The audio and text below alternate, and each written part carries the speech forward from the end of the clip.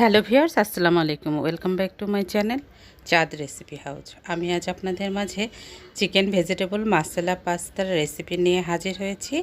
আশা করব আমার আজকের রেসিপিটা আপনাদের অনেক ভালো লাগবে। চলুন তাহলে দেখে নেই আমি কিভাবে পাস্তাটা রান্না করছি। আমি আজ 2 ধরনের পাস্তা নিয়েছি আর 200 গ্রাম করে 400 গ্রাম পাস্তা আছে এখানে। আমি আজ এই 400 গ্রাম পাস্তাই রান্না করব। আমি ফুটন্ত গরম পানির মধ্যে পাস্তাগুলো দিয়ে দিলাম। পাস্তাটা দিয়ে আমি একটু নেড়েচেড়ে দিচ্ছি। তারপর এর মধ্যে দিয়ে দিব আমি 1 চা চামচ রান্নার তেল আর দিয়ে দিব 1 টেবিল চামচ লবণ। এতে করে পাস্তাটা জমাট বেঁধে যাবে না, ঝরঝরা থাকবে। তারপর আমি ঢেকে দিব। এক একটা পাস্তা এক এক সময়ে সেদ্ধ হয়, এর জন্য আমি সময়টা বলতে পারছি না। তবে আমার এই পাস্তাটা সেদ্ধ হতে 8 মিনিট সময় লেগেছে। পাস্তাটা আমি একটি চালনির মধ্যে ছেঁকে নিলাম। এখন প্যানের মধ্যে দিয়ে দিলাম 4 টেবিল চামচ রান্নার তেল, দিয়ে 1 টেবিল চামচ রসুন কুচি দিয়ে দিলাম। রসুন কুচিটা একটু নেড়েচেড়ে এর মধ্যে দিয়ে দিলাম 1 টেবিল চামচ চিলি ফ্লেক্স।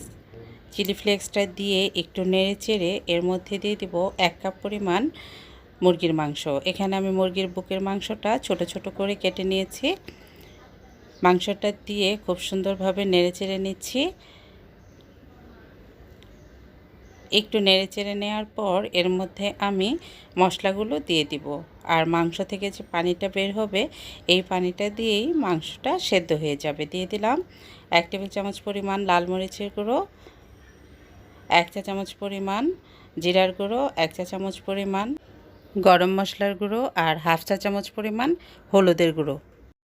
মশলাগুলো দিয়ে মাংসটা খুব সুন্দরভাবে কষিয়ে নিতে হবে এবং একটু ভাজা ভাজা করে নিতে হবে। মাংসটা যখন নাড়াচাড়া করার পর ভাজা ভাজা হয়ে যাবে তখন এর মধ্যে দিয়ে দিব টমেটো পেস্ট বা পিউরি। আমি 2টা টমেটো সেদ্ধ করে হাত দিয়ে চটকে নিয়েছি, এটাই আমি এখন এর মধ্যে দিয়ে দিব। আর দিয়ে দিব টমেটো সস। এই তো টমেটো পিউরি দিয়ে দিচ্ছি আর দিয়ে দিচ্ছি টমেটো সস। এই টমেটো সসটা আমি ঘরেই তৈরি করেছি আর দিয়ে দিয়েছি 1/4 কাপ। সসগুলো দিয়ে খুব সুন্দরভাবে নেড়েচেড়ে নিচ্ছি। এখানে চাইলে 1 টেবিল চামচ পরিমাণ সয়া সসও দেওয়া যাবে, আমার কাছে নেই তাই দিতে পারিনি।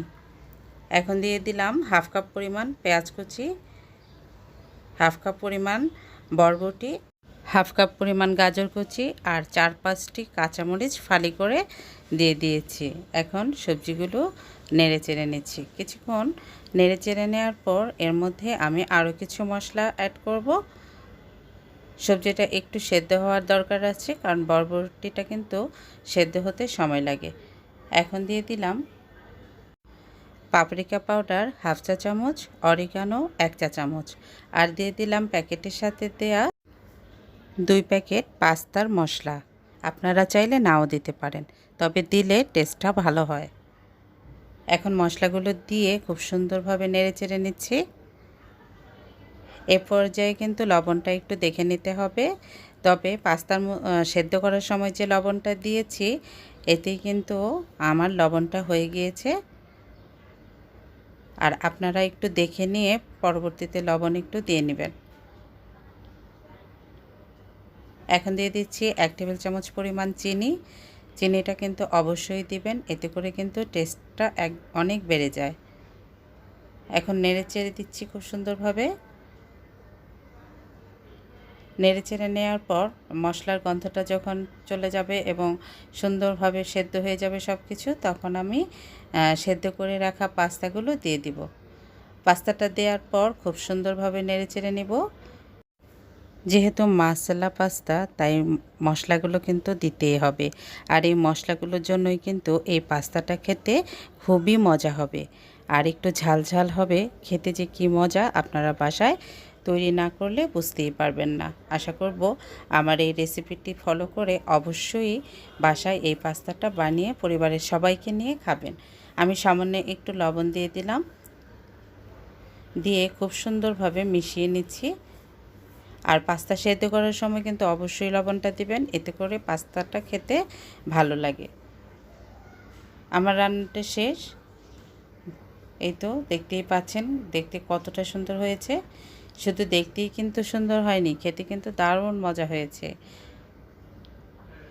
আশা করব আমার আজকের রেসিপিটি আপনাদের অনেক ভালো লেগেছে। আর যদি ভালো লেগে থাকে আমার চ্যানেলটি সাবস্ক্রাইব করার অনুরোধ রইল। প্লিজ সাবস্ক্রাইব করে পাশে থাকা বেল বাটনে ক্লিক করে রাখবেন। এতে করে আমার পরবর্তী ভিডিওর নোটিফিকেশন পৌঁছে যাবে সবার আগে আপনার কাছে।